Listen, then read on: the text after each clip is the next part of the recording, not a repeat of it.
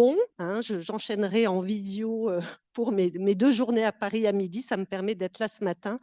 Donc je me joins, à tout ce qui a été dit, hein, en remerciement, aux acteurs de l'espace éthique, bien évidemment, et à tous ceux qui œuvrent, au quotidien pour travailler sur ces grandes questions d'éthique qui aujourd'hui, on va parler aujourd'hui surtout de la fin de vie, mais on sait bien qu'au quotidien, dans nos activités de soins, on est confronté à des questions d'éthique, et je tiens à souligner, l'implication, des acteurs sur le terrain du CHU, parce qu'il y a tout le côté, facultaire effectivement qui s'engage, et c'est une très bonne chose.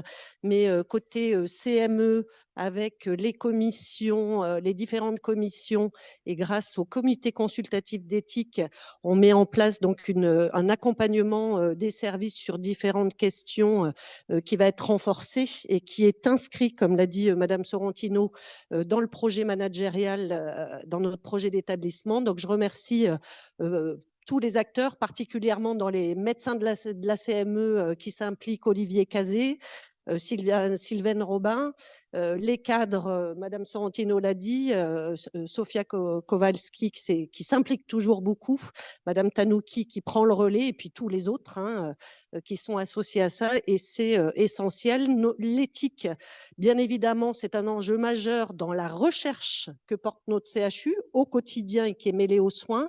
C'est un enjeu majeur dans la formation. Le doyen en a parlé, et en lien avec ce qui se passe le gros de la formation se fait par le compagnonnage dans nos services, et on sait à quel point c'est important, et ça doit vraiment imbiber donc les questions d'éthique, cette formation par compagnonnage.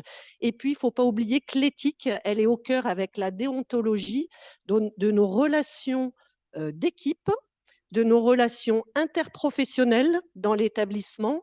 Et c'est pour ça qu'il faut vraiment et vous savez à quel point c'est important aujourd'hui, avec en lien avec nos conditions de travail, tout ce que vous entendez sur le système de santé, d'intégrer cette dimension-là et d'être accompagné par des professionnels de l'éthique.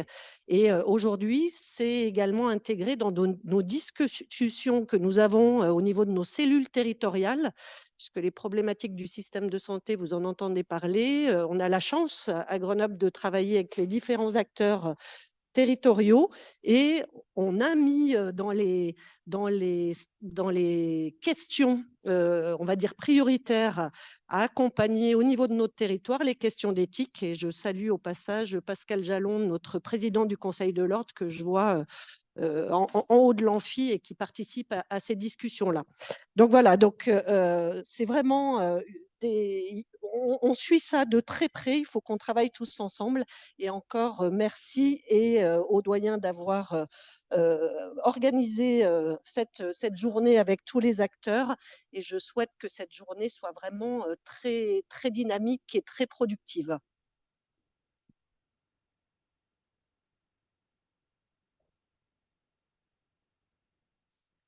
Merci, monsieur le doyen, qui nous accueillait, madame la directeur générale, qui rendait possible, je dirais, l'organisation des soins dans ce grand CHU, madame la présidente de la commission médicale d'établissement, qui nous représentait dans nos professions, chers collègues, chers étudiants. Je dis chers collègues, mais d'ici et d'ailleurs, de toute la région, chers étudiants, chers citoyens et concitoyens. Et je dirais, cher Claude, parce que vous avez cité l'avis 139 du Comité consultatif national d'éthique, nous avons dans l'amphi un des participants à la réflexion. C'est dire si nous avons aussi la chance, en tant que membre du Comité national d'éthique, d'accueillir l'un d'entre nous pour nous aider à réfléchir et surtout recueillir nos réflexions. Grenoble est une ville jeune, on le voit dans votre amphi, dynamique et sportive, à l'image de votre doyen, de votre directeur général et votre président de CME. Je ne mettrai pas notre Pierre Simon Jouc parce qu'il m'a annoncé qu'il voulait prendre une retraite, je dirais, temporaire, modérée et toujours sportive malgré tout. C'est un grand cycliste. Et tout ceci nous conduit à regarder, moi, je suis chercheur, quand on entre dans un amphi, on regarde, et 80% des participants aujourd'hui sont de sexe féminin. ce qui veut dire une chose qu'on constate tout le temps. Chaque fois qu'on parle de la vie, ce sont les femmes qui se mobilisent. Donc je salue mes collègues masculins qui malgré tout sont présents et qui vont enrichir le débat parce que les femmes ont déjà la réponse sur la protection de la vie. L'espace de réflexion éthique a été créé par la loi de 2004, c'est-à-dire l'année prochaine, nous en fêterons les 20 ans. Euh, le ministère ne fut pas très pressé de rédiger un décret d'application puisqu'il ne l'a publié qu'en 2012. Ça vous donne une idée sur l'urgence que représentait il y a 20 ans l'éthique dans notre société. Le discours que vous venez d'entendre est complètement différent. L'éthique est aujourd'hui centrale. Et pour ceux d'entre nous qui ont quelques cheveux blancs, ils savent que tout fut recherche passé un temps. Et maintenant, je pense que nous avons des structures de recherche de qualité. Puis tout fut évaluation et nous avons des indicateurs d'évaluation, mais aujourd'hui, tout est éthique et ça reste à construire. Et ça reste à construire sur la valeur de l'exemple de nos aînés, c'est-à-dire qu'il faut dépasser ce qui nous a été transmis. J'appartiens à une génération où mes vieux maîtres ne comprenaient pas pourquoi nous nous posions des questions éthiques. Euh, la médecine est consubstantiellement éthique et donc ce n'est pas la peine de le travailler puisque de toute façon, on a déjà la réponse. Eh bien, à l'évidence, non. Il y a des questions compliquées. Nous allons travailler aujourd'hui sur la fin de vie. Vous avez vu que le premier quinquennat présidentiel était plutôt sur le début de vie. On pense que le deuxième grand chantier, en dehors de ce qui se passe en ce moment dans notre société, pourrait être sur la fin de vie. Les travaux préparatoires sont déjà bien lancés. Il y a un certain nombre de réflexions, un avis du CCNE qui date du mois de septembre déjà, mais la Convention citoyenne qui rendra ses conclusions dans les jours qui viennent. Et ce n'est que le début d'une réflexion qui va infuser dans notre société. L'espace de réflexion éthique, lorsqu'il a été créé, avait 5 missions: de la formation, de la documentation, de la production de réflexion, de l'organisation de débats publics et la création d'un observatoire des pratiques au regard de l'éthique. Eh bien, comme Grenoble est une ville sportive, je souhaite que ces débats soient également très sportifs parce qu'on va balayer les 5 missions de partage, de production de réflexion, de documentation et d'observatoire des pratiques, puisque nous allons écouter les étudiants et les soignants qui vont partager leur expérience. Je suis très heureux de ce programme tel qu'il a été monté. Nous n'avons pas pu accueillir tous nos orateurs en présentiel. Vous verrez, 2 d'entre nous n'ont pas pu nous rejoindre, mais ils le feront en visio, donc le programme sera intégralement déroulé. Et merci à Pierre-Simon Jeuc, auquel je passe la parole.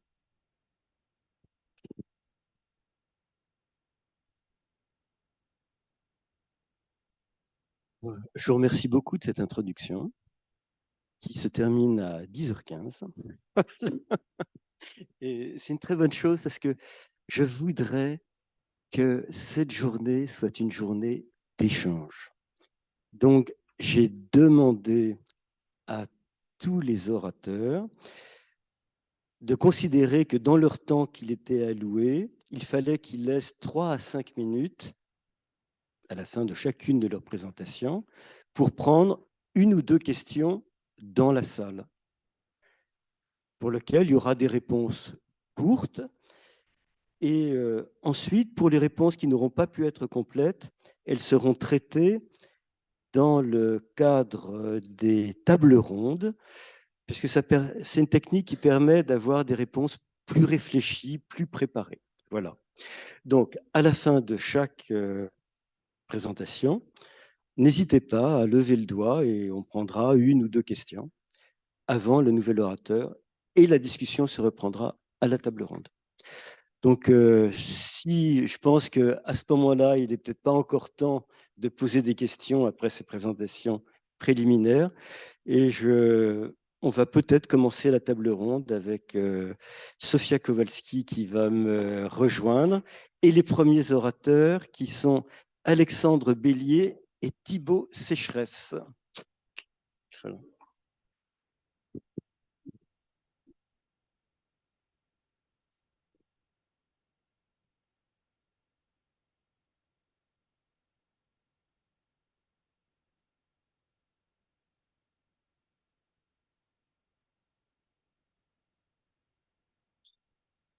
Il y en a un deuxième.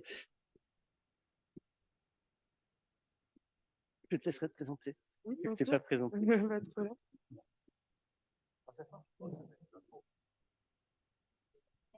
Bonjour, madame.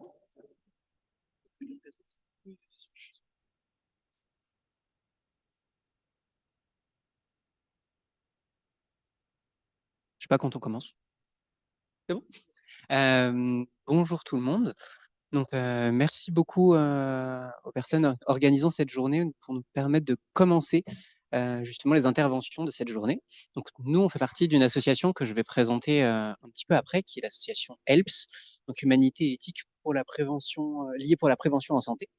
Donc, il y a le docteur Bélier qui est là, donc moi je suis Thibaut Sécheresse, et donc Carla Césari aussi, qui est étudiante en médecine et qui fait partie de l'association.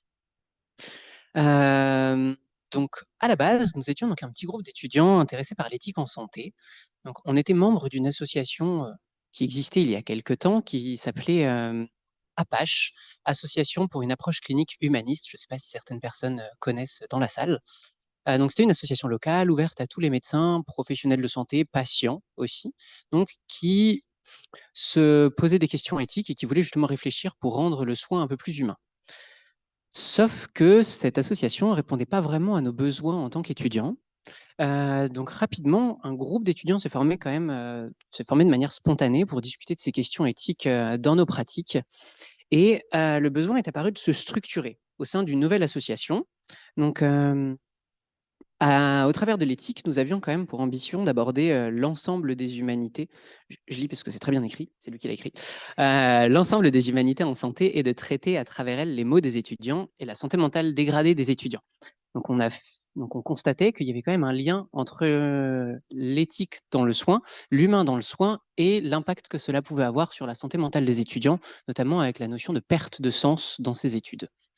Donc, l'association HELPS, donc comme je l'ai dit, Humanité et éthique liées pour la prévention en santé, a été créée par 3 personnes. Donc, le docteur Bélier qui est là, alors jeune interne à l'époque, donc ça a vu le jour en 2017. Donc, le docteur Bosméan Lucie qui est médecin généraliste et Thibaut Sécheresse, bah, c'est moi ça, donc voilà, où j'étais, tout jeune étudiant en médecine.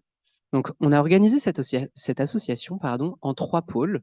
Donc, bah, l'association est toujours organisée comme ça. Donc, un pôle prévention en santé mentale. Donc, c'est-à-dire essayer de proposer des actions pour les étudiants, donc pour essayer de gérer un petit peu ces problématiques de santé mentale. Parce que je ne sais pas si vous êtes enfin, si vous savez un petit peu la prévalence des troubles psychiques chez les étudiants en santé. Il y en a quand même 2 étudiants sur 3 au minimum qui ont un trouble anxieux. Il y en a presque 1 sur 2 qui est en dépression. Et il y en a 1 sur 5 qui a des idées suicidaires. Et je vous passe tout le reste. Donc, on a créé ce pôle-là, donc qui a mis en place, enfin, ce pôle-là prend en compte plusieurs choses. Donc, une cellule d'écoute, donc où on répond aux étudiants qui nous contactent, qui ont des problématiques de santé mentale. On fait le point avec eux, on évalue et ensuite on oriente, donc vers les professionnels les plus adaptés en fonction de leurs problématiques. On fait aussi des conférences et ce qu'on appelle des after-stages, donc qui sont des groupes de parole organisés en général dans un bar, quand même un peu plus bonne ambiance que dans une salle. Et le but, c'est justement de laisser la parole ouverte aux étudiants pour parler de toutes les situations qui peuvent les mettre en difficulté. On a aussi un deuxième pôle qui traite des questions philosophiques et éthiques en lien avec le soin, parce qu'il y a beaucoup d'étudiants qui sont confrontés à des situations parfois difficiles en stage, souvent très difficiles en stage, et qui s'interrogent sur le sens donné à leurs pratiques, aux pratiques dont ils ont été les témoins, et d'essayer de comprendre un petit peu les ressorts des situations éthiques complexes, d'élargir leur point de vue. Et voilà. Et pour développer aussi cette réflexion, on organise des cafés philo sur beaucoup de thématiques qui permettent de réfléchir entre étudiants, souvent avec des étudiants qui ont potassé le sujet, donc qui organisent le débat, et des fois avec des invités extérieurs. Et enfin, on a aussi eu un dernier pôle, qui est un pôle formation, où on propose des formations aux étudiants en santé sur l'écoute active. Parce qu'il y a beaucoup d'étudiants, effectivement, qui sont en difficulté face aux patients, qui peuvent leur amener des choses extrêmement difficiles. Donc, le but, c'est de leur donner un peu des clés. Depuis la création de l'association, pour vous donner un peu des chiffres, on a accompagné plus d'une centaine d'étudiants en souffrance. Donc, ça fait un moment. Et ça fait beaucoup d'étudiants, donc largement moins que tous les étudiants en souffrance, mais voilà, ça fait quand même pas mal et on en a formé tout autant. Et donc, c'est ainsi que, lors de l'élaboration du programme de cette journée, le professeur Jouc nous a proposé d'intervenir en tant qu'acteur local et étudiant sur les questions d'éthique. Donc, nous vous remercions pour cette opportunité et nous avons la lourde tâche d'initier cette journée, c'est ce que je disais tout à l'heure. Et nous souhaitons modestement, effectivement, vous proposer une immersion dans le monde d'un étudiant en médecine. Donc, nous laisserons nos interlocuteurs apporter des réponses. Nous nous concentrerons sur les témoignages réels issus de notre expérience personnelle ou de l'expérience rapportée par nos pairs. Donc, on a fait un appel à témoignages auprès de nos confrères étudiants. Donc, tous les témoignages que vous allez entendre par la suite sont des témoignages réels vécus par les étudiants. Donc, qui vont ensuite aider, qui développent aussi l'impact que ça a pu avoir sur leur vécu de la situation. Et, et voilà, en fait. Donc, on va suivre le parcours d'un étudiant du début de ses études jusqu'à la fin. Voilà. Donc, et puis, je tenais aussi à remercier les étudiants qui nous ont adressé des témoignages, donc, qui ont été assez nombreux. Donc, voilà. Merci. Premier jour du début de mes études. Ça y est, j'entends les bruits. Ce bruit tant attendu, de l'autre côté de cette porte. Ces bip bip ininterrompus. Aujourd'hui est mon premier jour en soins continus réanimation. Le début de mon stage infirmier. Après 2 ans de première année de médecine, je vais enfin pouvoir commencer à sauver des patients. Blanc, tout est blanc immaculé. Les couloirs, les draps, le tout ponctué des couleurs du scope. Rouge, bleu, vert et jaune. L'emballement de l'alarme dans une chambre. On court. C'est rien, juste une électrode mal mise. Madame X, chambre 4, immunodéprimée, est hospitalisée suite à une infection à la Covid dont elle n'arrive pas à se défaire. Elle a été accompagnée dans le service par son mari ambulancier. Ils sont beaux, ils sourient.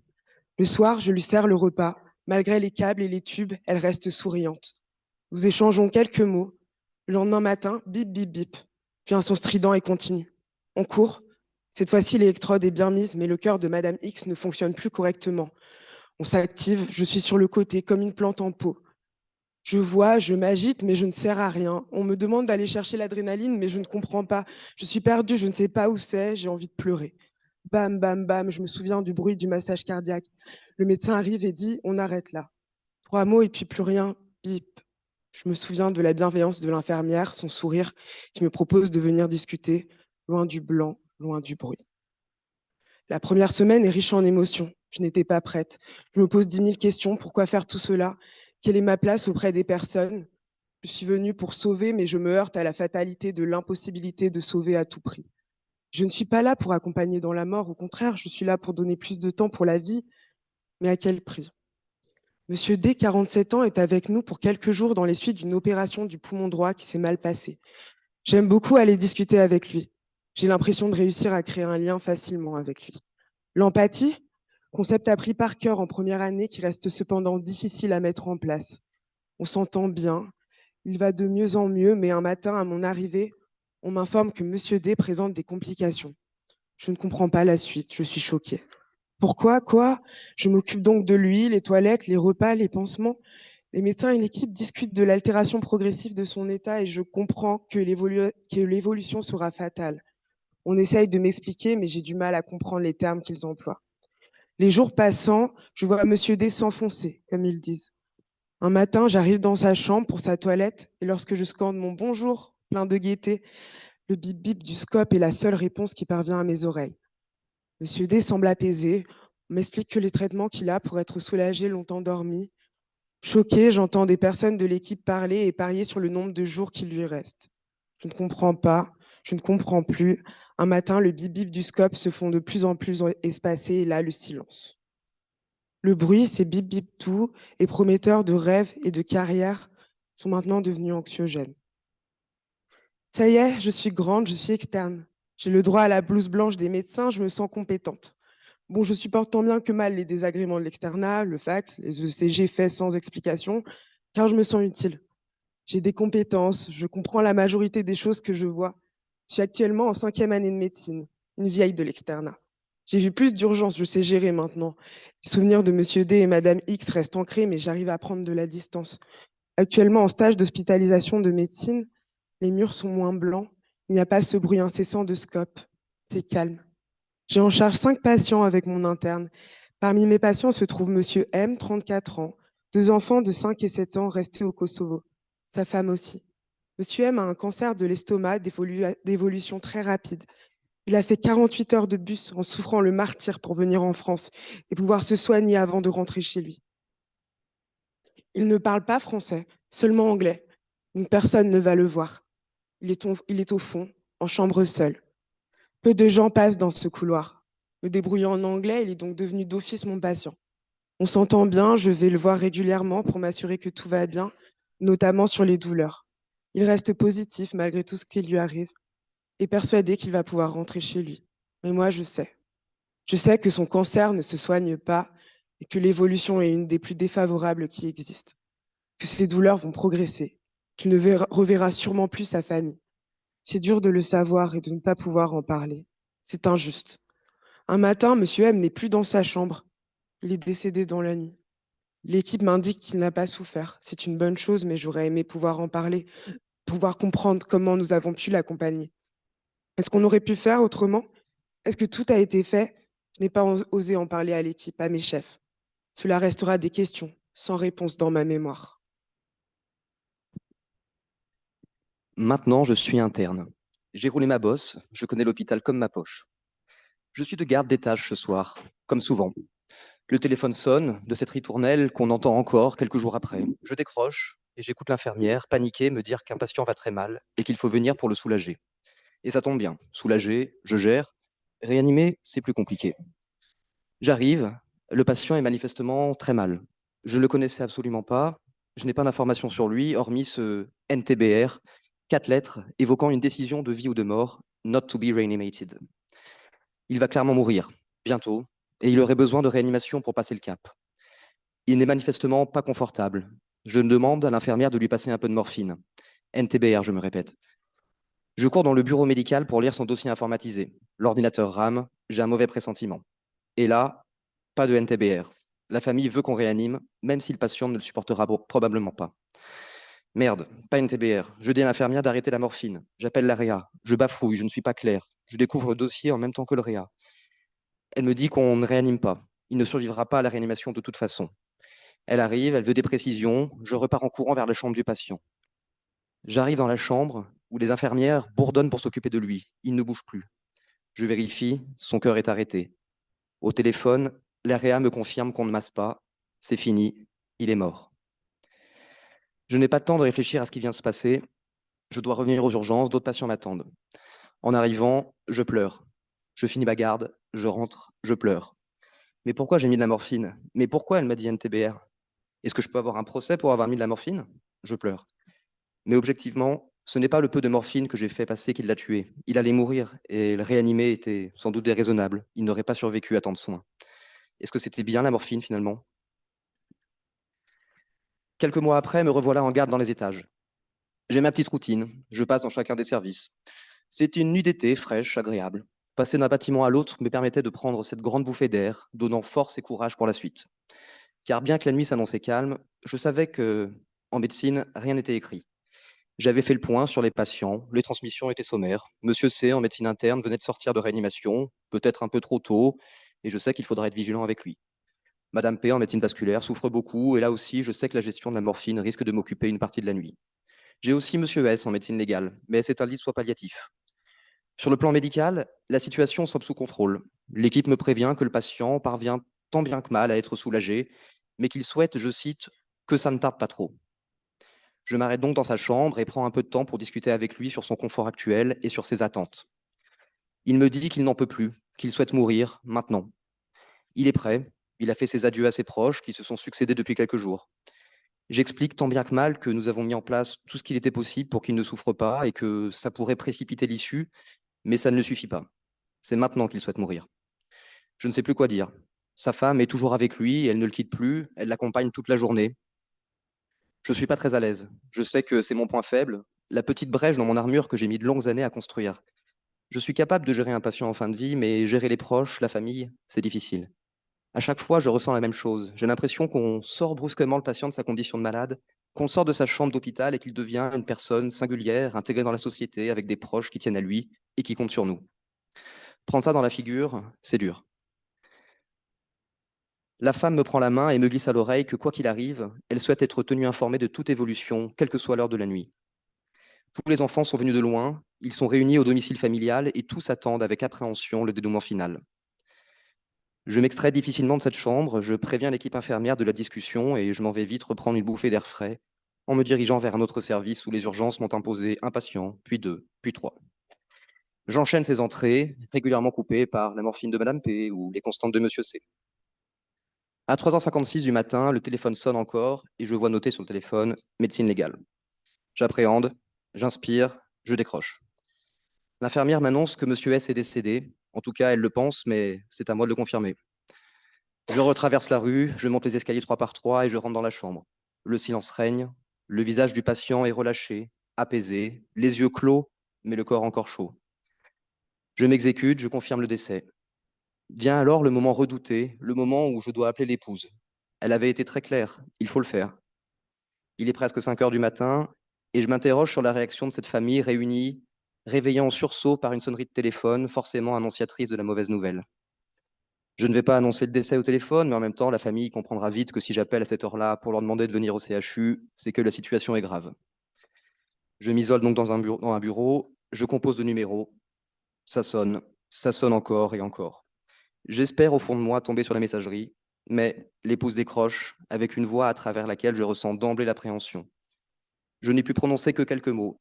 Bonjour, je suis l'interne du service. À votre demande, je vous appelle pour votre époux. Là, pas le temps de continuer ma phrase. J'entends un cri de détresse qui me transperce le tympan et bien au-delà. Le téléphone chute lourdement sur le sol. Boum. J'entends alors les cris, les pleurs de cette famille déchirée par ce deuil brutal en pleine nuit. J'essaye de reprendre contact avec quelqu'un au téléphone, mais plus de réponse. Je suis cette oreille indiscrète présente au milieu de la pièce, impuissant. Au bout d'une minute, le téléphone se coupe. C'est ainsi que se terminera ma garde, sans que je puisse rencontrer la famille qui arrivera un peu plus tard dans le service et sans que je puisse débriefer cette situation. C'était l'heure d'aller dormir, un peu, avant d'enchaîner sur une nouvelle journée au chevet des patients. J'ai pu continuer mon internat et mes gardes par la suite. J'ai pu avancer et passer le cap, me ressaisir, garder cela pour moi et avancer. Courir par moments lorsque la sonnerie de téléphone surgit de ma poche, cette ritournelle que l'on garde en tête et qui reste étrangement associée au souvenir de ces soirées-là. Plusieurs questions arrivent dans ma tête en fond sonore. Et si les consignes de réanimation avaient été claires et discutées pour mon premier patient? Et s'il y avait eu des directives anticipées? Est-ce que j'aurais pu lui passer plus de morphine et le laisser partir plus sereinement? Puis pour mon deuxième patient, est-ce que j'aurais pu faire plus pour ce patient en fin de vie qui désirait vraiment mourir et choisir son moment? Aurais-je pu éviter de réveiller une famille en pleine nuit pour asséner un coup si violent qu'il les marquera sans doute pour le restant de leur vie? À l'aube d'être diplômé, je m'interroge encore sur ces expériences vécues et sur les questions qu'elles soulèvent. Je n'ai pas de réponse, je n'ai que mes émotions, mon humanisme et mon dévouement pour mes patients.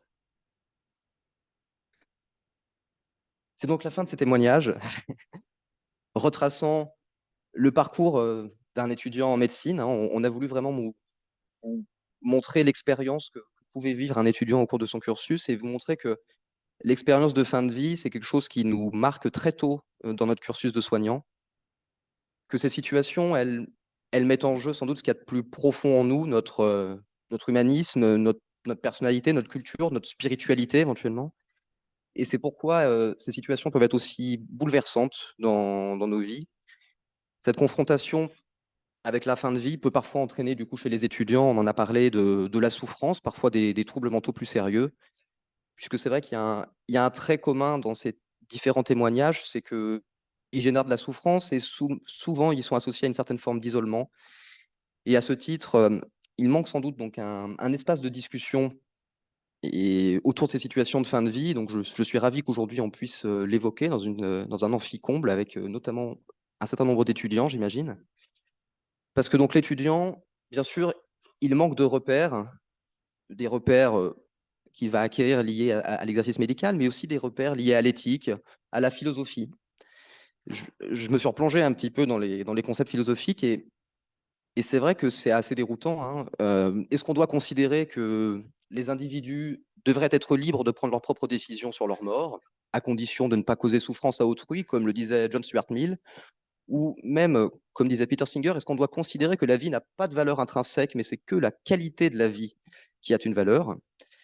Autant de questions hein, qui se posent. Ou au contraire, est-ce qu'on doit adopter plutôt la position d'Emmanuel Kant, par exemple, qui affirme le devoir moral de préserver à tout prix la vie, que l'on ne doit pas faire souffrir les autres de par sa mort. Et donc, c'est ces manques je pense, de repères et de confrontation à la réalité actuelle de la fin de vie qui déstabilisent les représentations des étudiants. Et pour autant, hein, ces différentes expériences vécues, elles participent vraiment à la construction du futur soignant, mais également de la future personne humaine. Et surtout, quand on est étudiant, jeune adulte, qu'on est dans ce processus de construction. Donc, je pense que c'est vraiment important de poser les questions et peut-être qu'aujourd'hui, on aura quelques clés de compréhension et de réponse pour ces situations vécues, parfois, souvent même incomprises par les étudiants. Je vous remercie.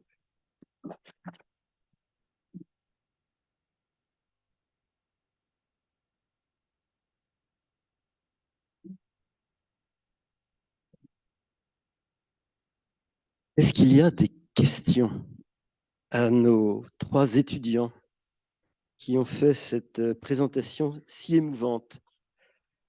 Que ça, en fait. C'est aussi connaître son travail. C'est un travail qu'elle a mené en 2013-2014 sur justement la thématique qui nous occupe aujourd'hui. Et on a pris contact avec elle, avec Isabelle. Isabelle la connaît puisqu'elle travaille aussi à l'IFSI de Saint-Égrève avec Françoise. Et c'est vrai que moi, j'aime bien travailler des présentations, travailler un sujet, puis me nourrir et puis faire un peu l'association de tout ça. Et c'est ce qu'on a pu faire en échangeant avec Françoise. Elle a pas pu être là non plus aujourd'hui pour raisons pédagogiques. Elle avait plusieurs activités aujourd'hui. Voilà, mais elle a tout de suite, immédiatement mis à disposition son travail de recherche. Elle nous a autorisé à utiliser quelques extraits et témoignages d'étudiants parce que qu'elle a mené lors de sa recherche avec des recueils des fois intimes d'étudiants qu'on n'a pas toujours, même si là, dans ce qu'on va vous présenter comme extrait de témoignages d'étudiants, on va à la fois aller dans les témoignages qu'on va vous présenter, ils sont à la fois issus de son travail et à la fois issus d'échanges qu'on a pu avoir au long de l'UE cette année-là, pour cette année de formation 2022-2023 avec les étudiants de 3e année lors de l'UE de soins palliatifs et aussi lors de l'UE d'éthique avec les étudiants de 2e année. Donc, je vais commencer maintenant en vous donnant, je vais vous présenter quelques repères sur la formation très très rapide. C'est une formation en 3 ans qui est répartie en 6 semestres. Comme vous voyez, le temps d'échange, le temps de stage est équivalent au temps d'enseignement à l'IFSI. C'est vraiment une formation qu'on appelle en alternance. Il y a 7 stages en tout qui sont réalisés dans des secteurs de soins variés. On verra après ce que ça peut engendrer pour les étudiants par rapport à la confrontation ou non aux situations de fin de vie. Et c'est une formation par compétences. Donc, à l'issue de cette formation, les étudiants qui deviennent professionnels, ils doivent être en mesure de savoir agir en situation. Le développement de ces compétences, ils sont en lien avec les enseignements, sur les principaux enseignements. Il y a peut-être des collègues dans la salle et du coup, il n'y aura peut-être pas certaines séquences pédagogiques qu'ils font, mais c'était vraiment pour poser en gros les principaux enseignements où on va aborder les questions de confrontation à la souffrance, à la mort, à la maladie et aux questionnements qu'on va avoir. Donc, en première année, on a les UE de sciences humaines avec la psychologie, bien sûr, l'anthropologie. Martha Julier-Coste va intervenir cet après-midi à la toute fin de la journée. Il intervient en première année en anthropo et sociologie, où il aborde les questions de la mort, bien sûr. Au semestre 1 et semestre 4, on a donc c'est première et 2e année, une unité législation, éthique et déontologie. La première année, on va plutôt travailler la législation, la déontologie, on approche un peu l'éthique qu'on va beaucoup plus aborder lors de la 2e année. Et puis arrive, donc on peut se dire un peu tardivement, mais dans le programme, c'est-à-dire au semestre 5, donc on arrive à la milieu de l'année pour les étudiants du CHU, milieu de la dernière année où il y a une UE spécifique aux soins palliatifs et fin de vie. Et puis, bien sûr, les soins relationnels qu'on va développer avec les étudiants tout au long des 3 ans. Formation en alternance, donc des situations de stage, donc confrontation à la mort pour les étudiants.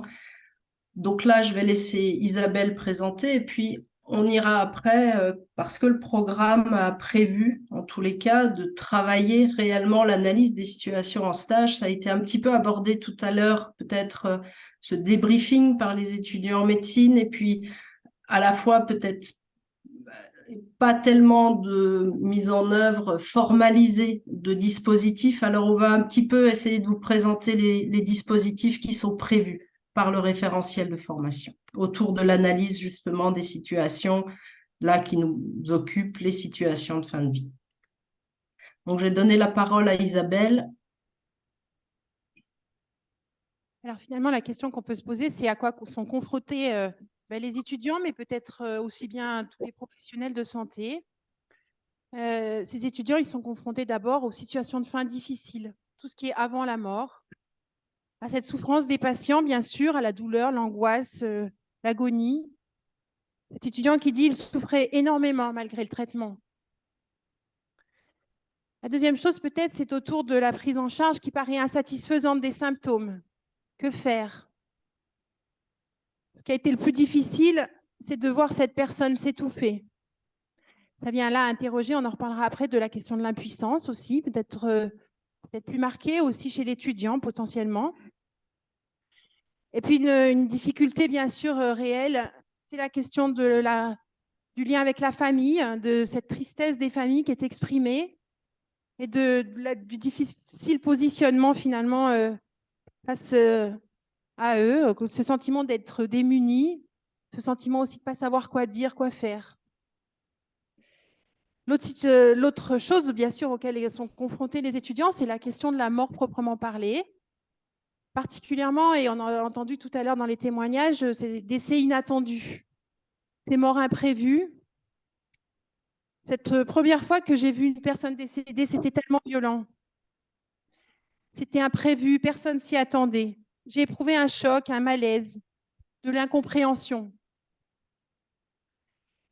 Et puis, ce qui est très soignant, j'ai envie de le dire comme ça, c'est aussi toute la confrontation au corps mort, aux défunts, aux cadavres, et particulièrement mis en œuvre dans la question de la toilette mortuaire. Ça veut dire comment je vais rencontrer cette personne que j'ai connue et qui est maintenant dont je ne connais plus que le corps.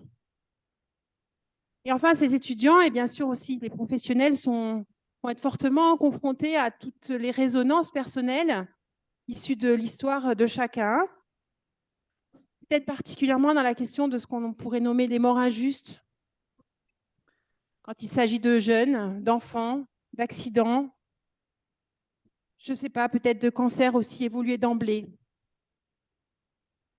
Et finalement, toutes ces résonances qui viennent percuter l'étudiant, c'est aussi dans son identification, dans sa projection de sa propre mort et de celle de ses proches. En lien évidemment avec son histoire familiale, avec ses expériences de vie antérieures. Cette étudiante qui dit elle avait 30 ans, mon âge. Je me suis dit que ce pourrait être moi. Alors le retentissement de ces situations, bien évidemment, il est dans une très forte charge émotionnelle. Alors ça a été déjà nommé tout à l'heure, mais je pense que c'est aussi du vécu, bien sûr, des étudiants infirmiers, de l'ordre du stress, de la violence, de la tristesse, et puis beaucoup autour du sentiment d'impuissance. La question, bien sûr, qui arrive, c'est peut-être qu'il y a des mécanismes parfois de défense qui pourraient se développer, de fuite, d'évitement, de banalisation. Enfin, on trouve chacun ce qu'on peut peut-être. Et puis toute la question autour de quelle distance soignant-soigné, peut-être quelle présence aussi. Moi, ça vient interroger ce lien de la présence. Où est-ce que je dois me poser? dans la situation par rapport à ce que je connais, par rapport aux professionnels aussi qui sont en place. Au fond, tous ces événements-là, ils laissent forcément une trace chez les étudiants. C'est Françoise qui dit que les situations interprétées ou pas, ces expériences parfois structurantes, parfois destructrices, elles laissent toujours une trace. Alors parfois, dans le parcours de stage, tel que vous l'avez vu avec cette stage, les étudiants sont finalement peu confrontés à la fin de vie et à la mort. Et tant qu'on n'est pas confronté, il y a peut-être cette envie d'y être confronté et en même temps beaucoup de crainte autour de ça. Peut-être est-ce que je vais supporter ce moment-là? Est-ce que je suis capable de faire face à ça? Peut-être toutes ces appréhensions qu'on a, de cet imaginaire aussi. Est-ce que j'aurai le droit de pleurer? Est-ce que c'est autorisé? Est-ce que ça sera adapté? Comment je vais réagir finalement? Et alors si peut-être que le jour où j'aurai passé ça, alors peut-être je pourrai être vraiment un soignant.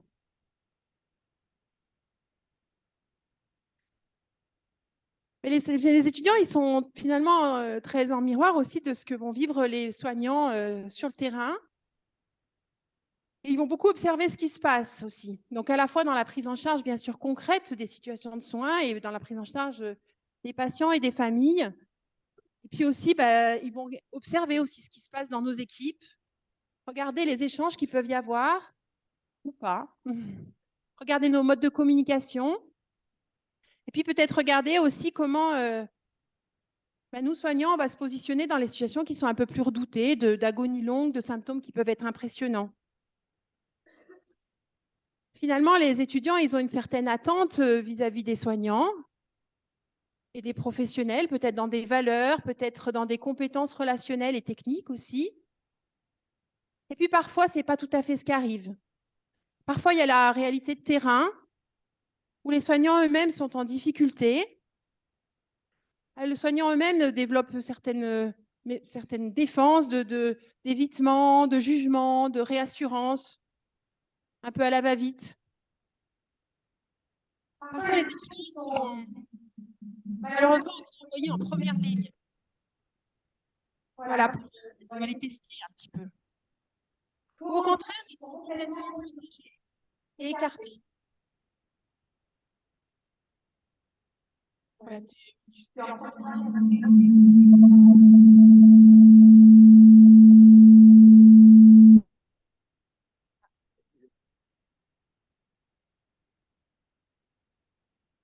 voilà, peut-être que la proposition, elle n'est pas faite forcément aux étudiants d'être là aussi sur le lieu même de l'accompagnement ou peut-être quand il y a une situation qui dégénère. Et au fond, cette différence entre l'attente et puis la réalité de terrain, peut-être que ça vient mettre à mal l'image du soignant, du professionnel. Peut-être qu'il est un modèle et peut-être qu'il est aussi un contre-modèle dans ce qu'il présente.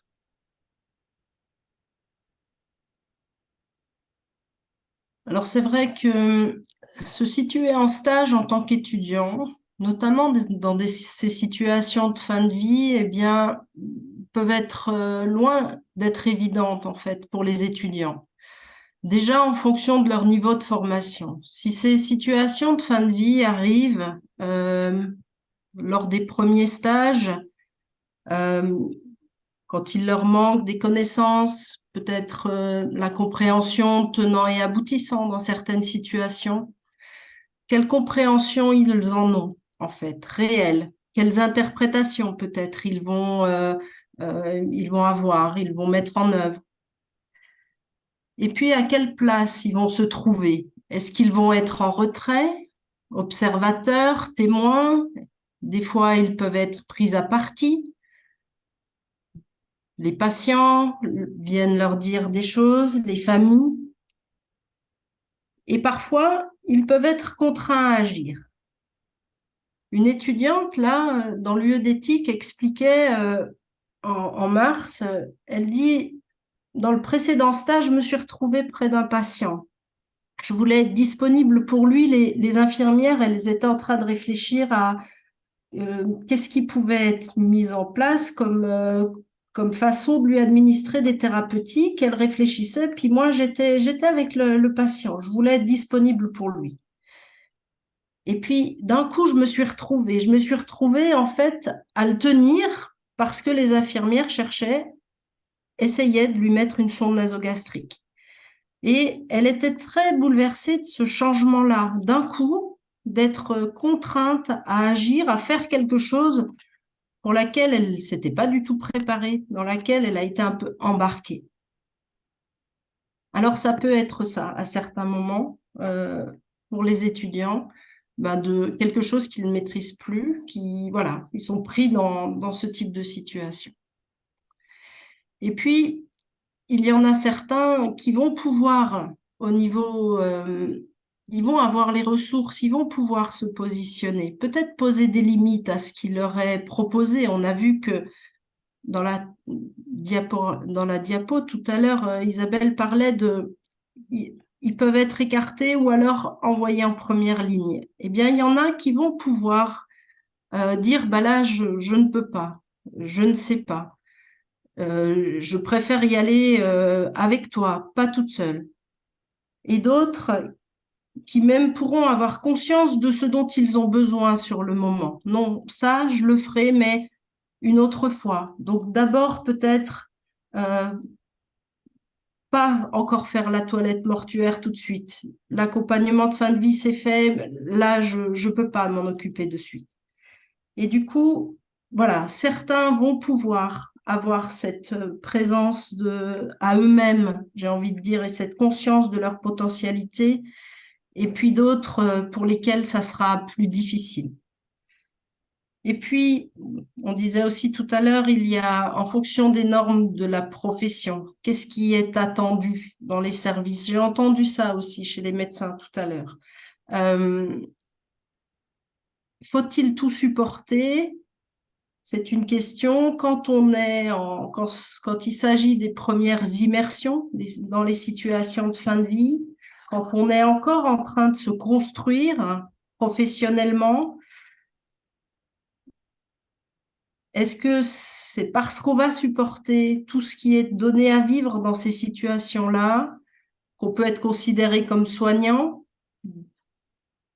Est-ce qu'il ne faut pas du temps de cheminement? Ces questions-là restent entières. Alors, la question, effectivement, c'est est-ce que c'est un rite de passage aujourd'hui, la confrontation des étudiants à la mort? Est-ce que c'est professionnellement une étape qui peut faire rite de passage? Peut-être Martin nous dira quelque chose de ça cet après-midi. Alors, face à ces situations, effectivement, l'évocation des situations, elles sont primordiales, elles sont premières. Déjà, beaucoup d'étudiants disent qu'ils en parlent chez eux, ça, des fois en suivi pédagogique avec les formateurs référents. Ils nous disent ceci, qu'ils l'abordent avec leurs amis, voire au sein de la promotion, lors des retours de stage, où parfois il y a plusieurs étudiants dans les lieux de stage. Donc voilà, ils peuvent échanger entre pairs. Et puis, il y a lors des stages. Et tout à l'heure, il y a un médecin qui a dit effectivement l'importance de l'échange en stage. Et c'est vrai que là, je vais vous livrer des extraits de témoignages. Ce qui m'a aidé, c'est le soutien de l'équipe. L'infirmière savait que c'était la première fois que j'assistais à la mort d'un patient. Pendant la toilette mortuaire, elle m'a beaucoup parlé. Elle m'a accompagnée. C'est ça qui m'a aidée. Mais il y en a d'autres pour qui ce vide, cet isolement dont on parlait tout à l'heure, se traduit là aussi dans ce témoignage. C'était la première fois que je m'occupais vraiment d'un patient. Le lendemain, il est décédé. On ne m'en a pas du tout parlé. C'est vraiment ce vide de l'équipe qui a été dur. En fait, on voit bien là que sans doute, il apparaît comme très constructif qu'en stage sur le moment ou le lendemain, mais puisse être repris avec les étudiants, la situation, le vécu. Justement, on parlait de compréhension partielle tout à l'heure, et bien peut-être de revenir sur les circonstances, une fin de vie qui s'est peut-être vraiment accélérée, etc. Donner des informations, des repères pour les étudiants. Ça peut être aussi avec les formateurs. Lors des stages, la plupart du temps, un formateur vient visiter les étudiants en stage. On appelle ça des références de stage. Et c'est vrai que ça peut être aussi l'occasion de parler de situations marquantes en tout début de stage, par exemple. Et aussi, certains étudiants peuvent pendant les stages, souhaiter nous rencontrer pour évoquer des situations difficiles. Certains, il n'y en a pas beaucoup qui s'autorisent à le faire. Et là, souvent, c'est une des questions aussi, est-ce qu'eux, en tant qu'étudiants, ils ont l'impression de devoir tout supporter? Est-ce que ça serait faire acte de faiblesse que de ne pas supporter, d'avoir à venir en parler? Ce sont des choses qu'on reprend notamment lors de l'UE aussi de soins palliatifs autour de ces vécus. Alors, le référentiel de formation a prévu tout un travail formalisé d'analyse des situations parce que l'évocation seule, certes, apporte beaucoup de bienfaits, mais ne suffit pas. Donc, il existe un travail qui est demandé, obligatoire à chaque stage, de réaliser une analyse de situation. C'est un travail écrit, individuel, à partir de situations soit marquantes, soit à partir de situations qui interrogent l'étudiant, qui l'a mis en difficulté peut-être, dans une situation qui l'a mise en difficulté. Il n'a pas su quoi faire, il ne sait pas quoi en penser. Et du coup, à partir d'une description de situation, l'étudiant va définir une problématique, identifier des difficultés, des concepts, et va pouvoir rechercher en fait des notions qui vont lui permettre de mieux comprendre cette situation. Et c'est un cheminement tout au long des 3 ans sur cet attendu pour nous en formation. Mais c'est un travail extrêmement intéressant et qui permet de bien voir comment l'étudiant réfléchit, devient réflexif, on dit, sur ces situations. Un certain nombre de situations de fin de vie font partie des analyses de situation. Au retour de stage, nous avons aussi un dispositif systématique au retour de stage d'analyse des pratiques professionnelles. Donc là, en groupe restreint, chaque étudiant va présenter une situation et une situation va être choisie sur laquelle on va faire réfléchir l'ensemble du groupe. Ensuite, systématiquement, au retour de stage, il y a aussi un accompagnement individuel qu'on appelle le suivi pédagogique. Donc, c'est par le formateur référent de l'étudiant, qui est référent normalement sur les 3 années de formation. Et du coup, là aussi, peut s'exprimer un certain nombre de situations. Et puis, il y en a aussi à distance, et des fois qui vont travailler à partir d'une situation qu'ils ont vécue en première année, en travail de fin d'études. C'est souvent... Oui. Il nous reste 5 minutes, même moins de 5 minutes. Oui. Mais 15 minutes, c'est extrêmement difficile. mais je vais avancer. Du coup, là, les objectifs, c'est vraiment prendre du recul, travailler sur les émotions, acquérir des connaissances précises, mais aussi, surtout, ce que aussi Françoise développe, Françoise Tournery-Bachel, autour du positionnement professionnel. Donc, par rapport aux enseignements, je vais aller très, très vite. C'est en 3e année, on a à peu près 27 heures de cours, pour les cours, les TD, etc. Ce qu'on a essayé de faire et ce qui est en place depuis longtemps, avant que j'arrive aussi, c'est une construction en partenariat avec des infirmières exerçant en soins palliatifs. Donc ça, on a un travail collaboratif en amont. Elles participent aux cours et aux TD tout au long de l'UE et on a vraiment une intervention de plusieurs professionnels et bénévoles aussi tout au long de l'unité de soins palliatifs.